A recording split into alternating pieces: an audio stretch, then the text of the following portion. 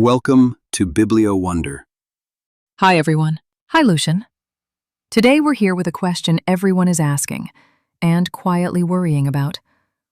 Everywhere I look, machines are painting, writing, composing. So tell me honestly, will AI replace human creativity? Yes, Julia, it really is the question of our time. And the best way to answer it is to start with a story. Let me take you to an auction room. New York, October 2018. Christie's auction house, the same room where Picasso's and Rembrandt's change hands. A portrait comes up for sale.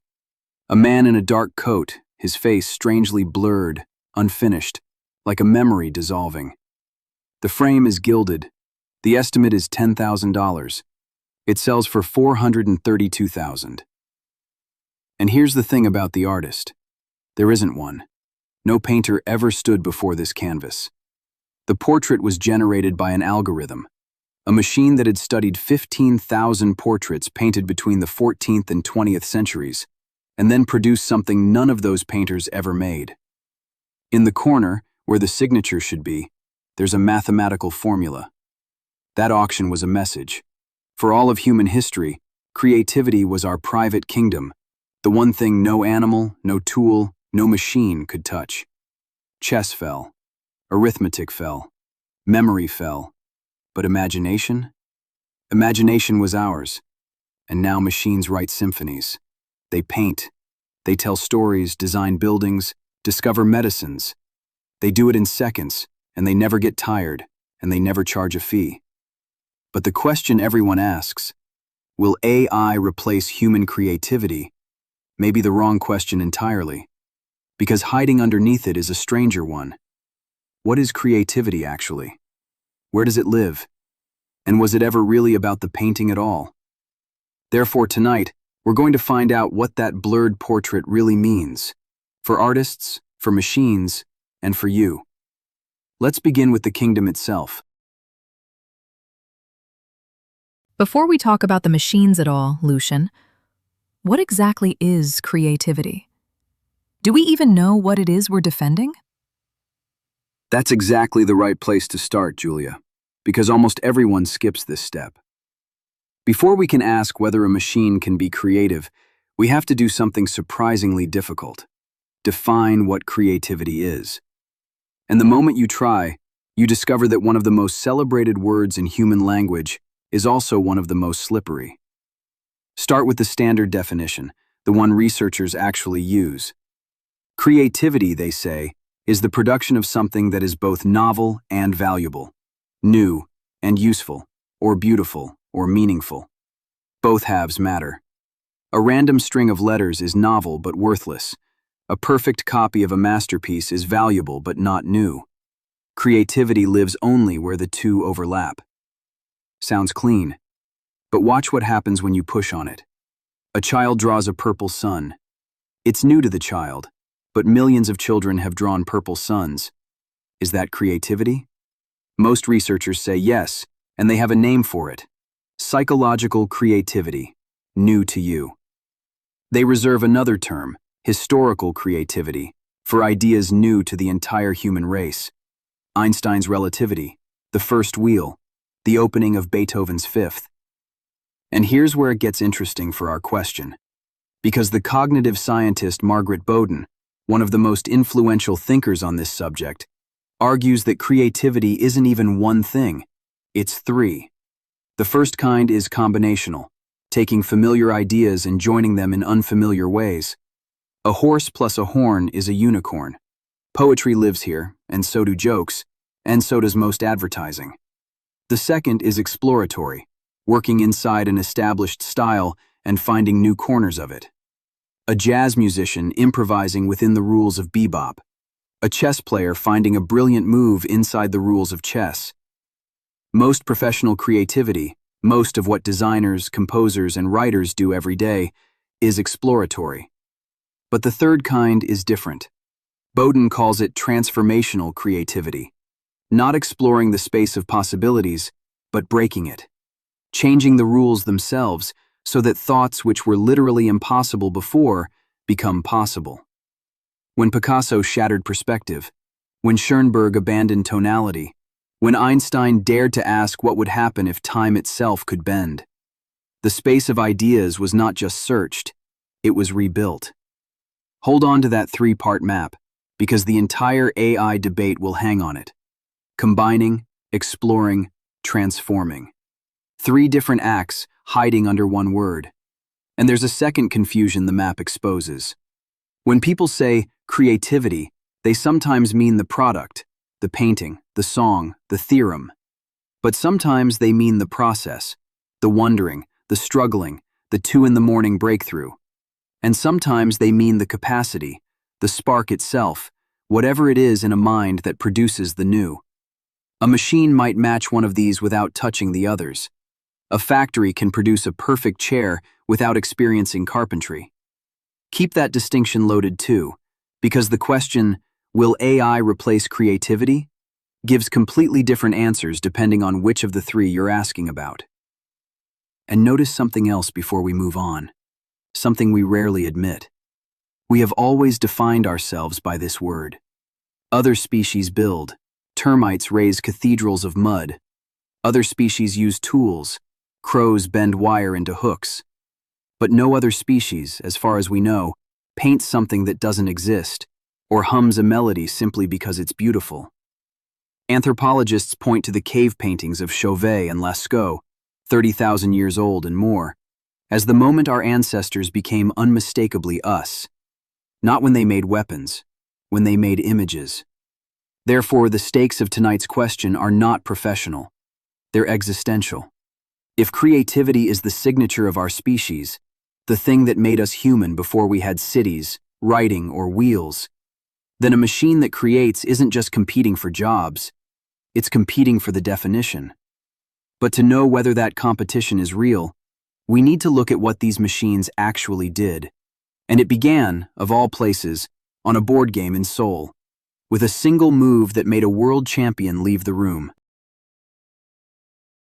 A move that made a world champion leave the room. What happened in Seoul, Lucian? What did the machine actually do? Ah, Seoul. To understand that move, Julia, you have to feel the room first. Let me set the scene. Seoul, South Korea, March 2016. Lee Sedol, one of the greatest Go players in history, sits across from a machine called AlphaGo. Go is not chess. Chess fell to computers in 1997, but Go was supposed to be safe for decades, a game with more possible positions than there are atoms in the observable universe. A game whose masters speak of intuition, of feeling, of beauty. You cannot brute force Go. You have to, in some sense, understand it. In the second game, on move 37, AlphaGo does something strange. It places a stone on the 5th line, in a position that violates centuries of accumulated wisdom. Commentators assume it's a mistake. Professional players laugh nervously. Lee Sedol stares at the board, and then stands up and walks out of the room. He needed 15 minutes to recover, because it wasn't a mistake. One of the European champions watching said something that has echoed ever since. It's not a human move. I've never seen a human play this move. So beautiful. Beautiful.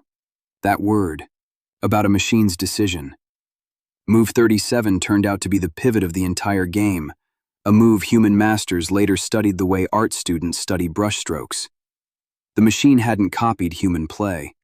It had been trained on human games, yes, but then it played millions of games against itself, and somewhere in that solitary practice, it found territory no human had ever mapped. By most definitions, that move was novel, and it was supremely valuable. Novel plus valuable, the textbook definition of creativity, satisfied on a board in Seoul. But Go was only the overture. Within a few years, machines that generate images, music, language exploded into public view. Systems trained on billions of pictures could paint anything you described, in any style, in seconds. Systems trained on the bulk of human writing could produce poems, screenplays, working software. Music models could deliver a finished song, vocals, lyrics, production, from a single sentence. The painting that sold at Christie's came from an early, primitive version of this technology. What followed made it look like a cave drawing.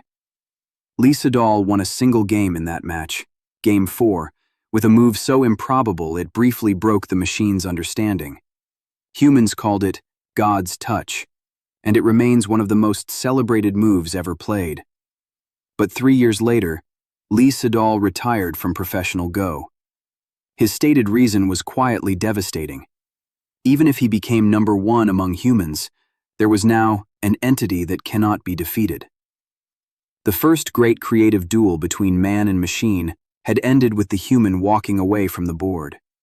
And the speed is the part that breaks people's intuition. A human illustrator might produce a finished image in a day.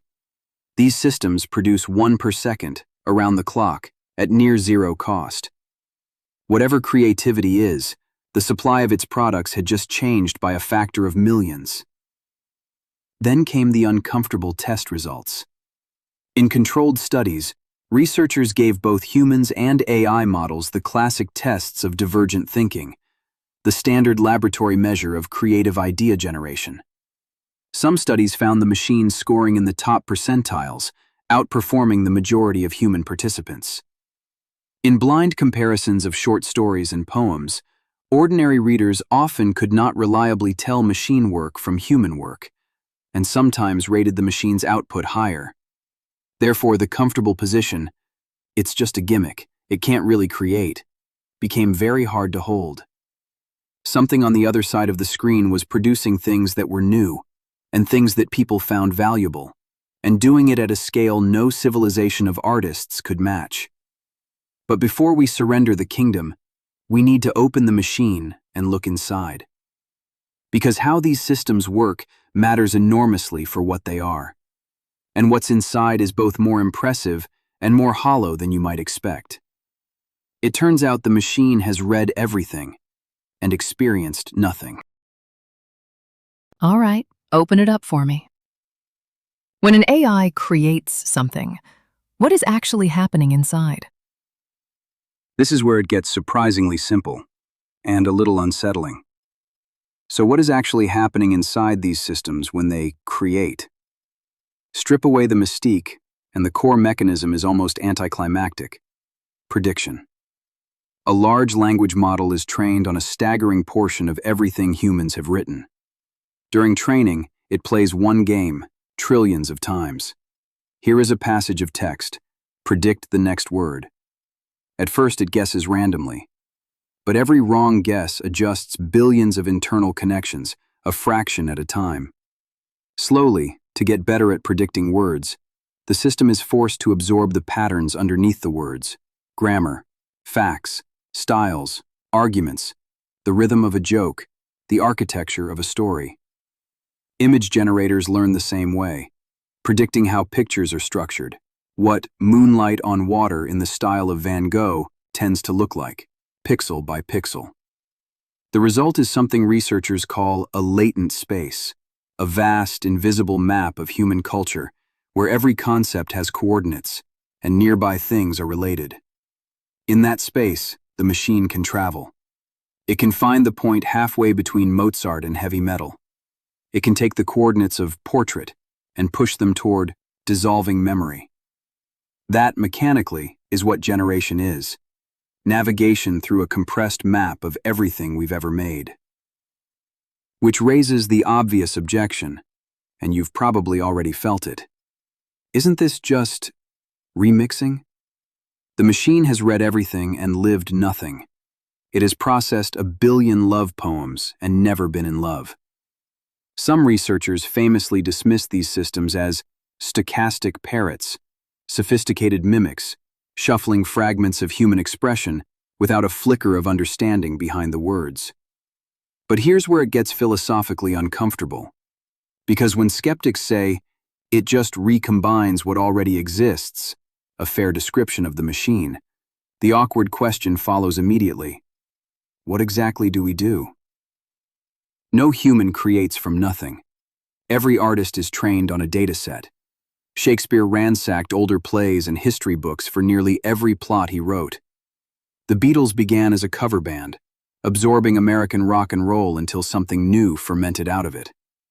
Picasso put it bluntly, in the quote every art student knows: "Good artists copy, great artists steal." Psychologists who study creativity agree that memory and influence are its raw material, that combinational creativity, joining old things in new ways, is not cheating. It's most of the game. Therefore, it only recombines cannot be the line that separates us from the machine. If it were, it would disqualify nearly every human artist too.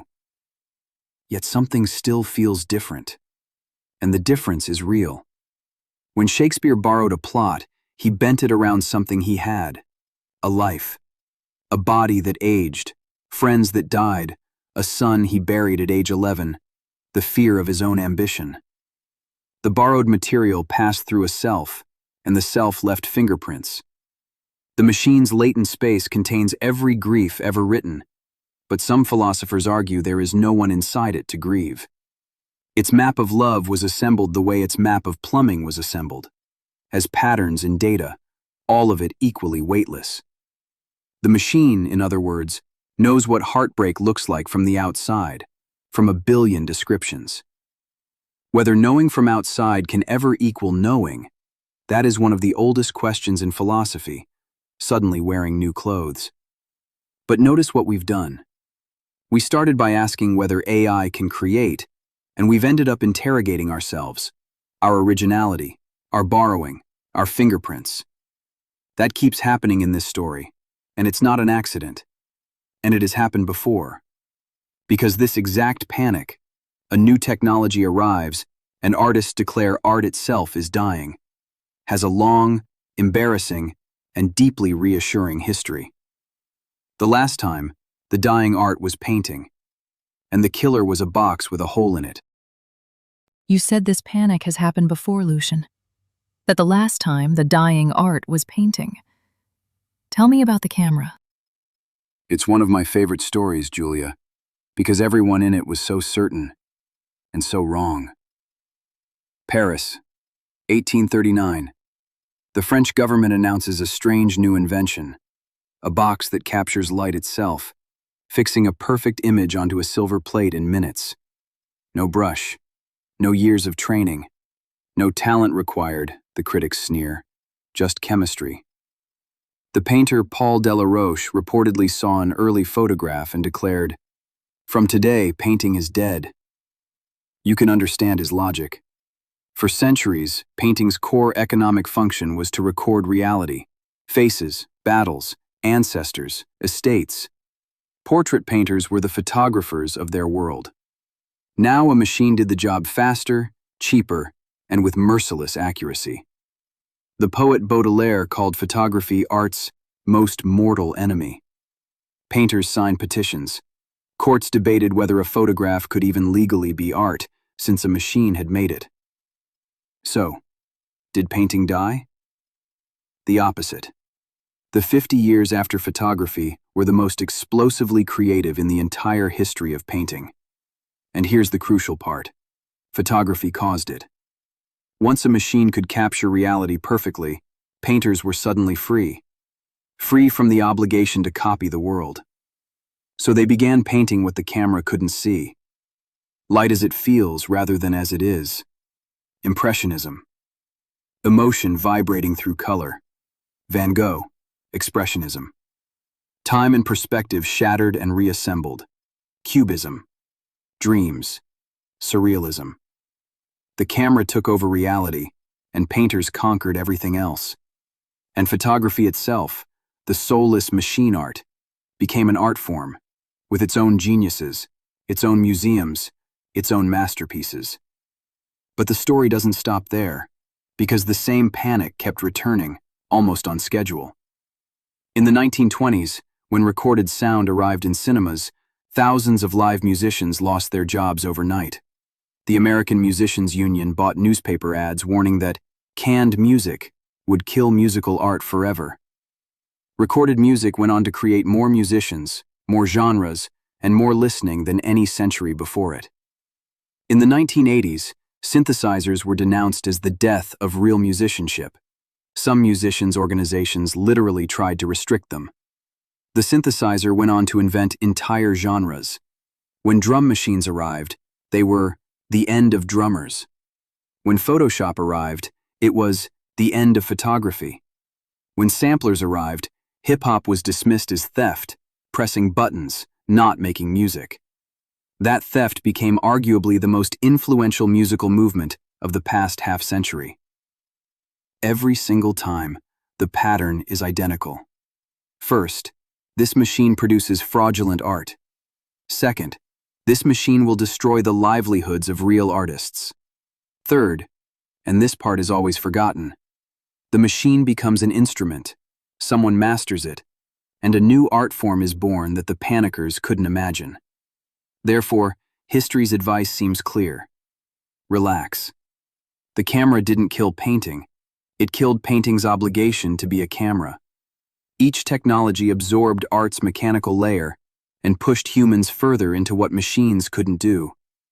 But, and this but matters enormously, some researchers argue that this time really is different, and they have a point that deserves to be taken seriously rather than waved away. The camera could capture reality, but it couldn't compose a new scene from imagination. The synthesizer could make new sounds, but it couldn't write the melody. Every future machine automated the hand.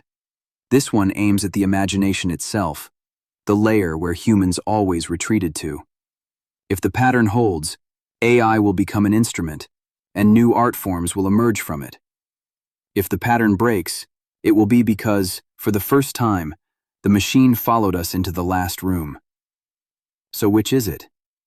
To answer that, we have to find out what's actually in that last room. What is the ingredient in human creativity that doesn't appear anywhere in the training data? The search for it begins with a simple experiment and a lie about a painting. And that experiment you mentioned, the one with a lie about a painting. What happens when people don't know who made the art? Or what? The experiment is almost too simple, and its result says more about us than about the machines. Here's the experiment. Researchers show two groups of people the same image, the identical pixels, the identical composition. One group is told a human artist painted it. The other group is told an AI generated it. Then everyone rates the work.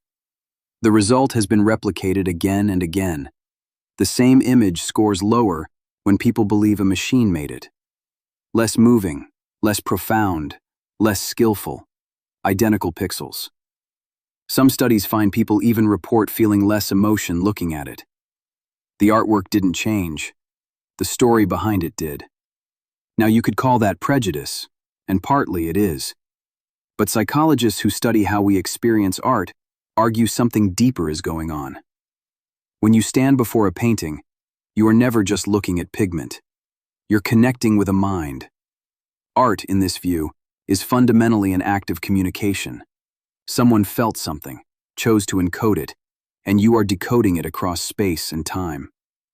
Philosophers call the artwork a trace of intention. Knowing there was no one there, no intention, no felt experience, doesn't just change the facts, it breaks the circuit. Think about why this might matter so much, with an example. Imagine a song about losing a child. The melody is beautiful either way, but when you learn the songwriter actually lived it, that the words cost something, the song changes in your chest. Now imagine learning it was generated in 4 seconds by a system that has never lost anything, because it has never had anything. Same notes, same words. Is it the same song? This is the concept researchers keep circling. Lived experience. A human creator is embodied. She has a body that aged, a hometown, a bad marriage, a fear of dying, and all of it leaks into the work, whether she wants it to or not. Hemingway's sentences are short, partly because of bleeding wounds and war hospitals. Frida Kahlo's paintings are full of broken spines because hers was. Van Gogh's skies swirl the way his mind did. The work is a fossil of a life. A generative model has no life to fossilize. It has data about lives. Billions of them, which is precisely the problem. Everyone's life, distilled, becomes no one's life. Some researchers describe machine output as having a kind of averaged quality, a smoothness, competent, fluent, and strangely unhaunted. There's even an old thought experiment philosophers dust off for this moment. Imagine a perfect forgery of a beloved painting, molecule for molecule, identical. Is it worth the same? Almost everyone says no, instantly, before they can explain why. The original was touched by the hand. The original was present at the moment of creation. We don't just value objects. We value their histories.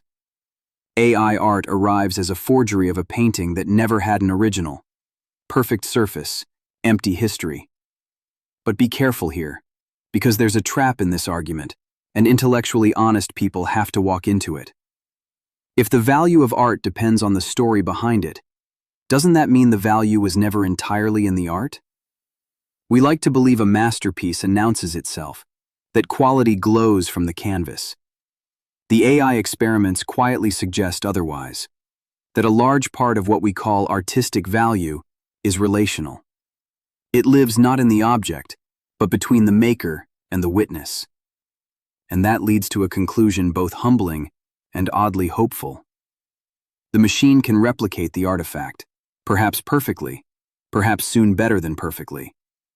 What it cannot replicate by definition is having been someone who made it. Authenticity isn't a property of pixels, it's a property of biography. Therefore, human creativity may hold an asset no model can train on: the fact that a particular, mortal, unrepeatable person stood behind the work and meant it. But before we get too comfortable, fairness demands we flip the lens.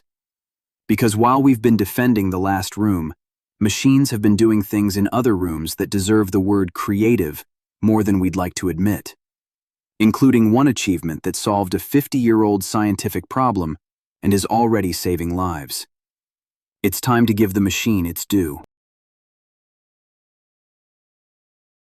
Let's be fair to the other side then. Has AI created anything that genuinely deserves our respect, even our gratitude? It has, Julia. And I'll go further. It deserves a thank you from every one of us. For 50 years, biology had a monster in its basement: the protein folding problem. Proteins are the machinery of life, and each one's function depends on its three-dimensional shape. But predicting that shape from its chemical sequence was so hard that half a century of brilliant human effort had managed only fragments. Scientists estimated that experimentally mapping a single protein could take a PhD student an entire doctorate. Then, in 2020, an AI system called AlphaFold essentially solved it. Within a few years, it had predicted the structures of 200 million proteins, basically every protein known to science, and released them to the world for free. Work that would have consumed hundreds of millions of years of human research time. In 2024, its creators shared the Nobel Prize in Chemistry. Pause on that. A machine made a contribution to human knowledge so novel and so valuable that it earned science's highest honor. Whatever word you want to use for that, it happened. And it's not an isolated case.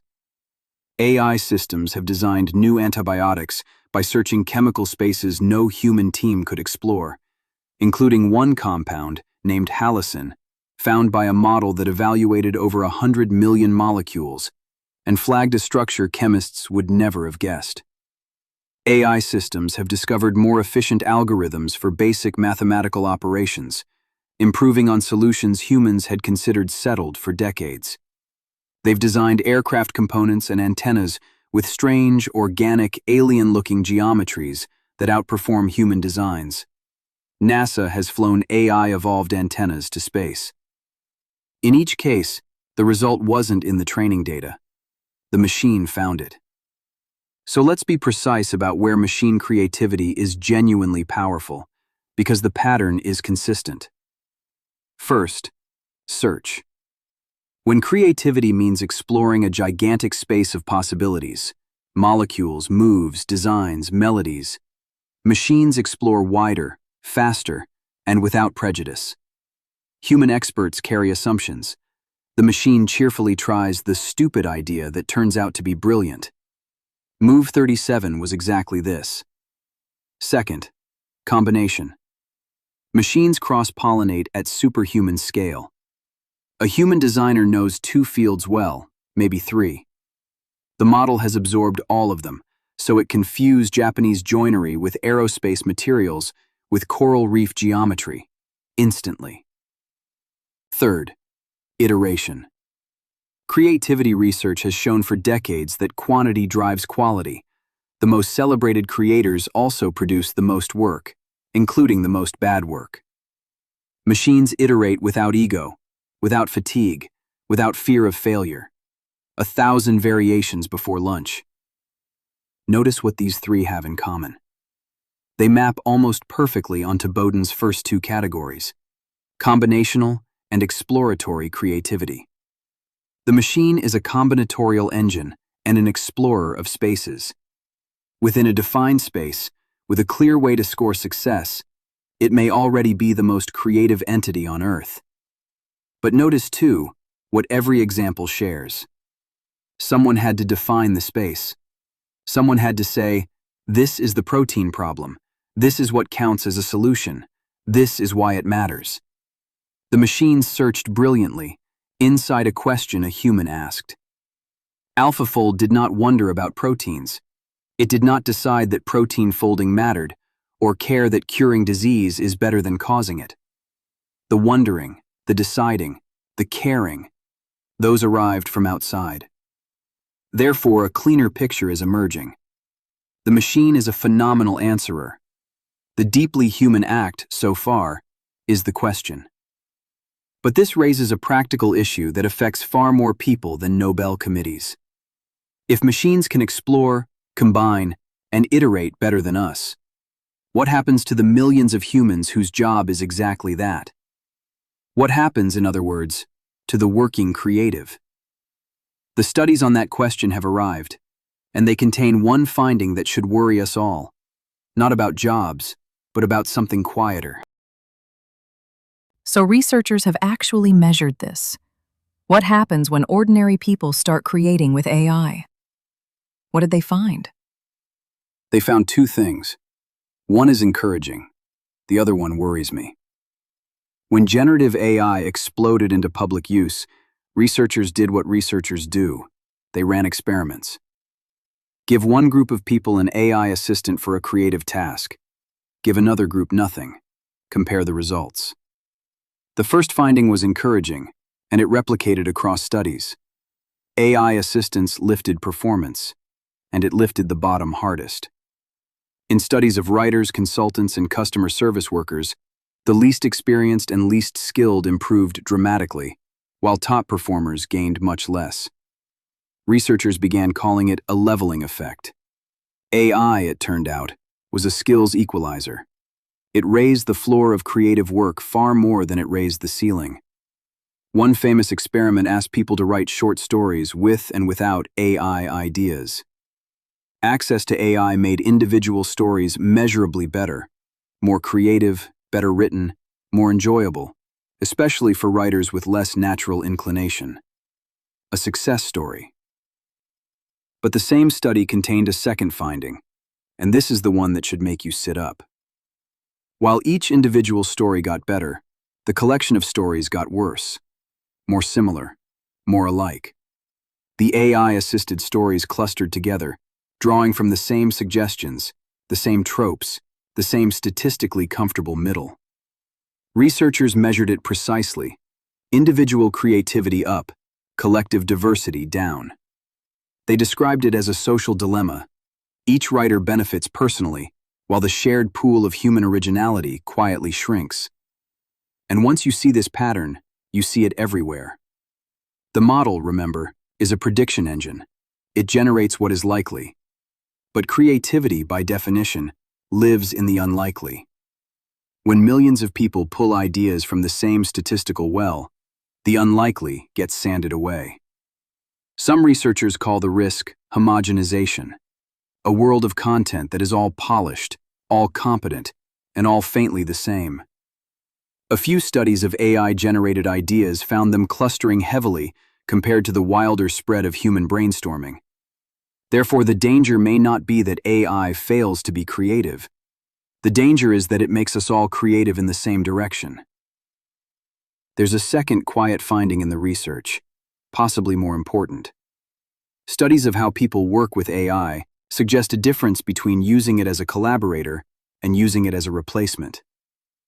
People who let the machine generate while they direct, select, refine, and reject, they tend to produce stronger, more original work, and they report learning more.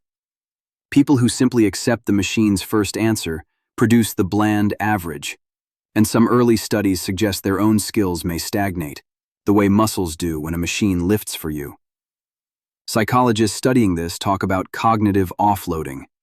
Hand the thinking to the tool often enough, and the thinking gets harder to do without it. Teachers are watching this fork in real time.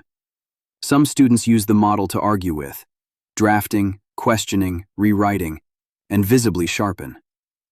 Others submit the machine's first draft untouched, and a year later struggle to compose a paragraph alone. Same tool, same classroom, two different futures forming side by side. So the data sketches a fork in the road, and it runs through every studio, office, and classroom on Earth. The same tool, used two ways. In one, 1 billion people gain a tireless creative partner, and the floor of human expression rises forever.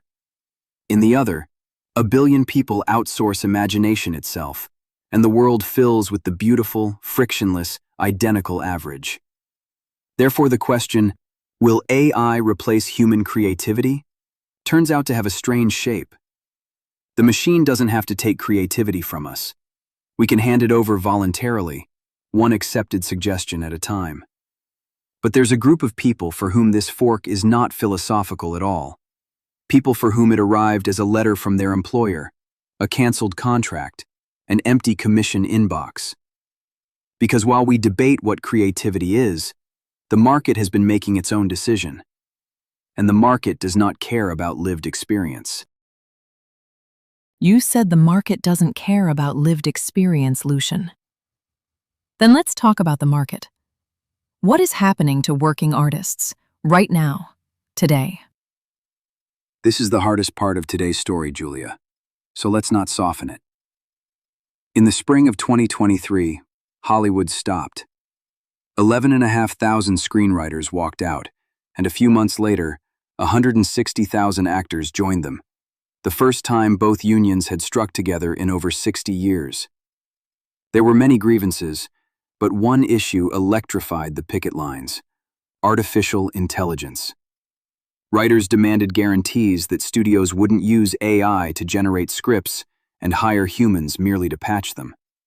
Actors demanded that their faces and voices couldn't be scanned once and replicated forever. They won protections, among the first AI labor agreements in history. But the strike mattered for a different reason. It was the moment the abstract question, "Can machines be creative?" became a concrete question. Who gets paid? Because here is the brutal honesty the philosophical debate tends to skip. Most working creativity is not tortured genius pouring a soul onto canvas. It's a product logo needed by Friday, a banner ad, background music for a commercial, product photos, catalog copy, corporate blog posts. Economists sometimes distinguish art from creative labor, and creative labor, measured in paychecks, is overwhelmingly the larger category. It's also exactly the territory where competent, fast, and cheap wins. And the machine is competent, fast, and nearly free. The early numbers are sobering. Surveys of illustrators and concept artists report widespread loss of commissions since image generators arrived. Studies tracking freelance platforms found measurable drops in demand for writing, translation, and graphic design gigs within months of generative AI tools launching, with earnings falling for those who kept working. Voice actors discovered their industry pivoting to synthetic speech. Stock photography, jingle composition, simple logo design, entire micro-professions are visibly compressing. Therefore, let's say the uncomfortable part plainly. For a large class of creative work, the replacement is not hypothetical. It is happening now, and telling a laid-off illustrator that true art requires lived experience does not pay rent. But inside the wreckage, the historical pattern is also visible. The same one we saw with photography, just moving faster. Three things are happening at once. First, tasks are vanishing faster than professions. The illustrator who only produced generic images is in genuine trouble. The illustrator with a distinctive style, a client relationship, and taste is increasingly someone who directs AI tools and delivers 10 times the volume. The skill being priced now is less the hand, more the eye. Knowing which of 100 generated options is the good one and why. Second, new jobs that didn't exist 5 years ago are appearing. Prompt designers, AI art directors, synthetic voice managers, dataset curators. History suggests we're terrible at imagining the new category until it exists. Nobody in 1839 predicted cinematographer. Third, and most interesting, a countermarket is forming. As machine content floods in, human-made is becoming a label with monetary value, the way handmade and organic did after industrialization. Some platforms now certify human authorship. Live performance, where you watch a human being create in front of you with no possibility of generation, is commanding higher and higher premiums. Scarcity is migrating. When images are infinite, the human behind the image becomes the scarce good. So the economy is splitting creativity into layers. The bottom layer, fast, generic, anonymous, is going to the machines, and pretending otherwise is cruelty disguised as comfort. The top layer, distinctive, trusted, witnessed, signed, may become more valuable than ever. But notice that everything we've discussed so far, machines do inside existing styles, existing markets, existing rules. Exploring spaces, filling demand, which leaves the deepest question of the whole night still standing. Bowden's third category, the rarest and most precious kind of creativity. Can the machine break the rules? Can it do what Picasso did, what Einstein did? Not find a new answer, but change what the question is. That's where the real frontier lies, and the evidence is stranger than either side wants you to know. Now the deepest one. You said the evidence is stranger than either side admits, so can a machine do what Picasso did? Can it change the rules themselves? To answer that honestly, we first have to understand what Picasso actually did, because it wasn't painting. Think about what Picasso actually did in 1907 when he painted the canvas that broke Western art. He didn't paint a better portrait. He rejected the assumption, 500 years old, so deep nobody saw it as an assumption, that a painting shows one moment from one viewpoint. What if you could see a face from the front and the side at once? The question wasn't in the space of possibilities. He rebuilt the space. That's transformational creativity, Bowden's third kind. Einstein did it when he abandoned absolute time. Darwin did it when he removed the designer from biology. It's the rarest event in human thought, and it has a peculiar signature. At first, it looks like an error. Cubism looked broken. Stravinsky's Premiere caused a riot. Non-Euclidean geometry looked like a game gone wrong. Transformational ideas violate the existing rules of good, so the existing rules condemn them, until the world catches up and rewrites the rules around them. Now look at the machine's predicament. A generative model is trained to capture the statistical structure of what exists. Its entire skill is mastering the current space. When it generates, it produces things probable under that structure. But the transformational move is, by definition, improbable. Off the map. Outside the distribution. Worse, even if a model stumbled onto a cubism by accident, its training pushes it to judge such output as bad, exactly the way the Paris critics did. Some researchers argue this is generative AI's deepest ceiling. It can interpolate magnificently between everything humanity has done, but the leap outside, the rule break that creates a new genre, a new science, a new way of seeing, requires rejecting the very patterns the model exists to follow. The machine, in this view, is the perfect student of every revolution that has already happened, and structurally incapable of starting the next one. But intellectual honesty cuts both ways, and there are 3 cracks in this comfortable wall. First, move 37.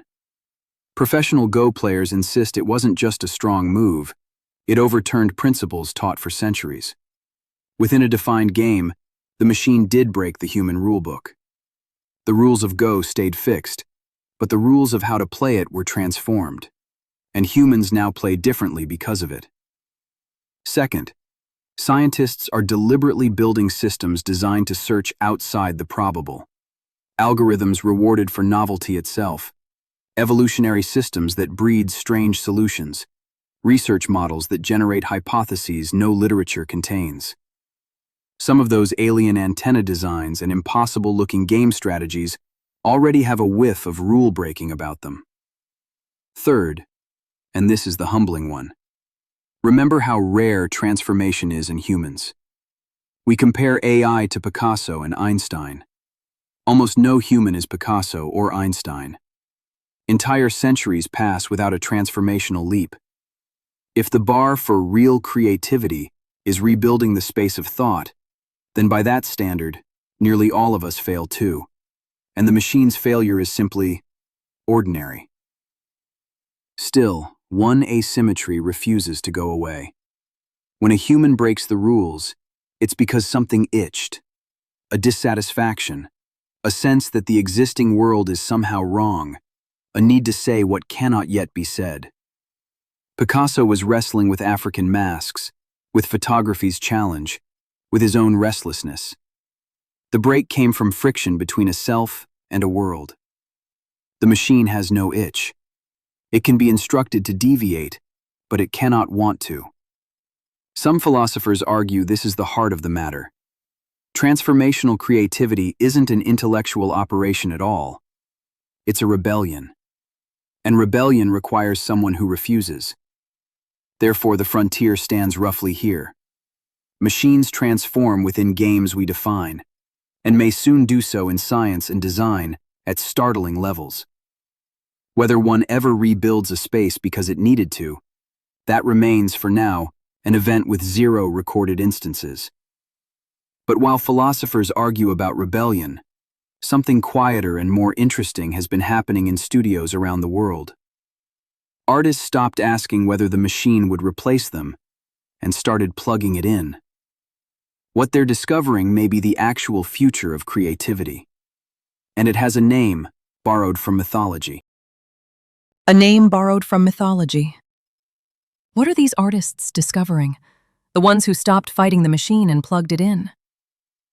They're discovering something chess players learned the hard way 30 years ago. In 1997, the chess world ended, or so the headlines said. Garry Kasparov, the greatest player alive, lost to IBM's Deep Blue, and commentators declared human chess obsolete. Why watch people play a game a machine plays better? But Kasparov did something more interesting than despair. A year later, he helped invent a new kind of tournament, human plus machine, playing as a team against other human-machine teams.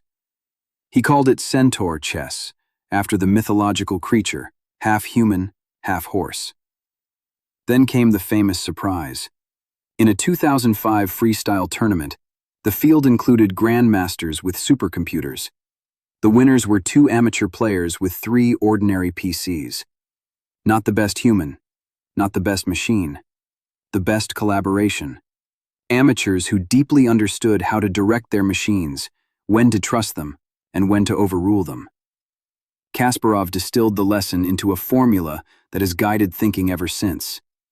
A weak human with a machine and a good process beats a strong human with a machine and a poor process. The future of creativity may belong to centaurs. Look at what's actually happening in working studios, beneath the headlines. Musicians use AI to generate 40 sketches of a string arrangement, then keep 2 bars of one, because those 2 bars collided with an idea they'd never have reached alone. Novelists use models as tireless brainstorming partners that propose the cliché so the writer can see it and swerve. Architects evolve 1,000 structural variations and spend their genius choosing. Film concept artists generate storms of imagery as raw clay, then paint over, distort, and contradict it. In every case, the division of labor is the same. The machine provides breadth, options, speed, the entire searchable library of what exists. The human provides direction, taste, intention, the itch, the refusal, the no, not that, that. And this is where the history we visited earlier pays off. Because every transformative art technology eventually stopped being seen as a competitor and became an instrument. The camera became cinema in human hands. The synthesizer became new music. The sampler became hip-hop. The pattern suggests AI's destiny is the same. Not the artist, but the most powerful instrument ever built. An instrument that plays the entire recorded culture of humanity. Some artists describe a genuinely new creative experience emerging. A dialogue. You prompt. The machine answers. The answer surprises you. The surprise changes your idea. You push back. Researchers studying these workflows note that the best results come precisely when the human treats the output as provocation rather than product. The machine becomes a mirror that talks, showing you the average so you can flee it, showing you the possible so you can choose. But the Centaur model carries a warning inside it, the same one the homogenization studies whispered. A centaur requires a strong human half. The amateurs who won that tournament weren't passive, they were masterful directors. If the human half weakens, if taste and judgment atrophy because the machine always answers first, the centaur degrades into a passenger. And a passenger, however comfortable, creates nothing. Therefore, the skill of the coming decades may not be drawing, or writing, or composing. Machines will assist with all of it. The irreplaceable skill is the one the machine cannot supply for you. Knowing what you're trying to say and recognizing it when you see it. Call it taste. Call it vision. Call it the question behind the prompt. Which leaves one last territory to explore. The largest one. Because we've talked about machines, markets, and masterpieces. But most creativity on Earth was never for sale and never in a gallery. It's a grandmother's recipe, a child's monster drawing, a song hummed while washing dishes. What happens to that creativity, the kind that was never about the product at all? That's where this story has been heading all along. Here's what I keep coming back to, though, Lucian. Most people who create were never paid and never seen. Why do we create at all, when no one is watching? Julia, that might be the most important question anyone has asked today. Here's a question that sounds absurd until you sit with it. Dishwashers exist. They wash dishes better than you do, more hygienically, more efficiently. And yet some evenings people still wash dishes by hand, slowly, and report that it calms them. Running machines exist. We call them cars. People still run. Chess engines crush every human alive. Chess is more popular today than at any point in history, with millions watching other humans struggle beautifully against each other. Notice the pattern. When a machine surpasses a human activity, we stop doing it for the output and discover whether we ever did it for something else. Now apply that to creativity, and the question becomes piercing. Why do you actually create? Not professionally, personally. Why does anyone keep a journal no one will read, sing in the car, bake bread badly, photograph sunsets that 10 million people have already photographed better. Psychology has been quietly answering this for decades, and the answer has nothing to do with product quality. Research on flow, the state of total absorption discovered by Mihaly Csikszentmihalyi, found that creative activity is one of the most reliable doorways to the deepest satisfaction humans report. Studies link everyday creative acts to higher well-being, lower stress, even measurable health effects. Expressive writing about difficult experiences has been shown in some studies to improve immune function. Art therapy works for trauma precisely because making externalizes what cannot be said. None of these benefits care whether the result is good. The drawing can be terrible. The healing is in the drawing of it. Therefore, the dishwasher logic applies. The machine can produce a better poem than you. It cannot have the experience of writing yours. Those were never the same thing. We just confused them because for all of history, the only way to get the product was to have the experience. AI severs that link. For the first time ever, the artifact is available without the act. And that, some thinkers argue, is the real cultural test ahead. Not man versus machine in some talent contest, but a quieter question asked of each person. Now that you don't have to create to have creations, will you still create? The early evidence offers a strangely hopeful clue. Sales of physical instruments, paints, yarn, film cameras, and pottery classes have boomed in the very years AI art exploded. The harder digital creation becomes to distinguish from machine output, the more people seem drawn to making things with their hands, things that are slow, flawed, and unmistakably theirs. Sociologists compare it to what happened with food. Industrial production made calories nearly free, and instead of abandoning cooking, humans turned it into culture. Home cooking, slow food, the pride of a dish made badly but made by you. Mass production didn't kill craft. It revealed craft was never about efficiency. And there's one more piece, maybe the deepest. Creativity researchers note that making things is how humans process their own lives, how we metabolize grief, celebrate love, complain about our bosses, tell our children who their grandparents were. That function can't be outsourced even in principle, because the machine processing your grief leaves your grief unprocessed. The song about your loss, written by something that never knew them, may be flawless. It just isn't yours. So here is the answer taking shape across this whole journey. Will AI replace creative products? Many of them, yes, visibly, already. Will it replace creative labor? Much of it, painfully, and we owe those workers honesty and help. But creativity itself, the act, the need, the itch, the joy, that was never in the machine's reach, because it was never in the product at all. There's just one final piece to put in place. We've followed the machine to the edge of its territory. Now we have to turn around and look at ourselves one last time, at what this entire confrontation reveals about the creature that built it. Because the mirror, it turns out, was the point. Then look in the mirror for me, one last time. After everything the machines have taken, what is actually left that is only ours? What's left? Julia, let me answer that with the strangest pattern in this whole story. In 1950, the mathematician Alan Turing, the man who imagined the modern computer before it existed, proposed his famous test. If a machine's conversation cannot be distinguished from a human's, we should grant that it thinks. For 70 years, the Turing test stood as the horizon, the line in the distance. Then machines crossed it, and something unexpected happened. We moved the line. When computers mastered arithmetic, we said, calculation isn't real intelligence. When they mastered chess, we said, chess is just brute force.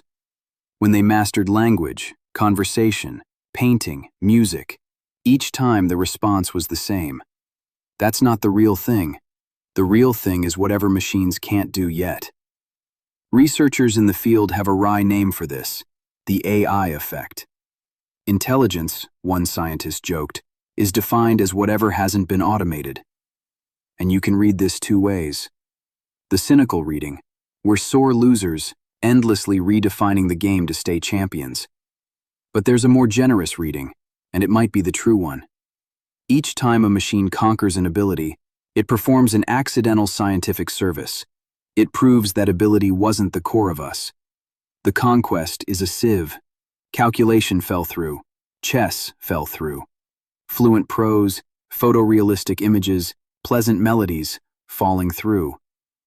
What remains in the sieve, after everything mechanical has been sifted out, is presumably the thing we were actually pointing at all along, with the word human. So after this entire journey, what's left in the sieve? Not novelty. The machine generates endless novelty. Not technical mastery. It has more than any of us. Not even, perhaps, beauty.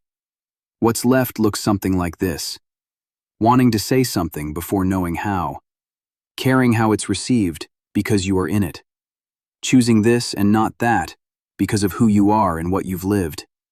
Breaking the rules not as an experiment, but as a rebellion.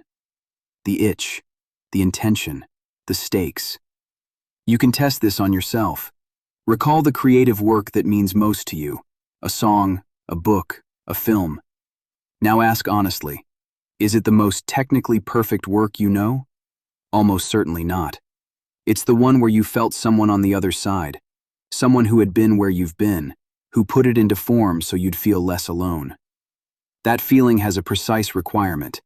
There has to be someone there. Creativity, the Sieve suggests, was never primarily a production skill.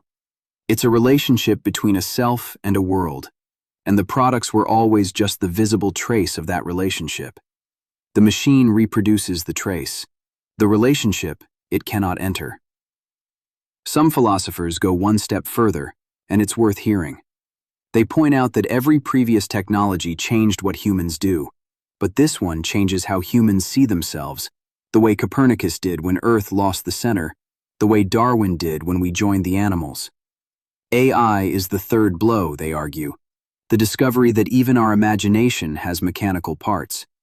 And like the first two blows, it doesn't actually diminish us. It corrects us. Earth lost the center and we gained the cosmos. We joined the animals and gained our history. Now imagination loses its magic, and we may finally see what was underneath it. Not magic at all, but something better. A mortal creature, with one short life, trying to leave a mark that says, I was here, and it felt like this. No statistical model of all human expression can make that statement. Not because it lacks the words, because it lacks the I. Therefore, the question we started with, will AI replace human creativity? Finally comes apart in our hands, the way good questions do. Replace the products? Many. Replace the labor? Too much, too fast, and we must deal with it honestly. Replace the act, the need, the rebellion, the mark left by a particular life? It cannot even compete. It was never in the same category.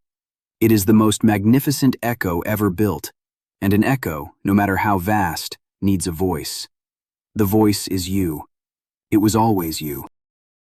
One final question, Lucian, and then I'll let you go. 30,000 years from now, what will remain of us? Let me answer that with the oldest artwork we know. 30,000 years ago, in the darkness of a cave in southern France, someone mixed charcoal with spit, pressed a hand against cold stone, and blew pigment around it. A hand, outlined in red, still there. We don't know their name. We don't know their language, their face, their story. Everything about them is gone, except the one thing they made sure of. That hand wasn't decoration. It was a message, the oldest one we have. I was here. I existed. I touched this wall, and now you know. Every painting since, every song, every story, every badly knitted scarf and out-of-tune lullaby, they're all that hand, repeated. Not products, proof. The machines will make beautiful things now, more than we can count, perhaps more beautiful than ours. But they will never need to leave a handprint. and we will never stop. So tonight, as you drift towards sleep, don't ask whether a machine can be creative. Ask what you would press against the wall if you knew it would still be there 30,000 years from now. Until next time. Take care, everyone.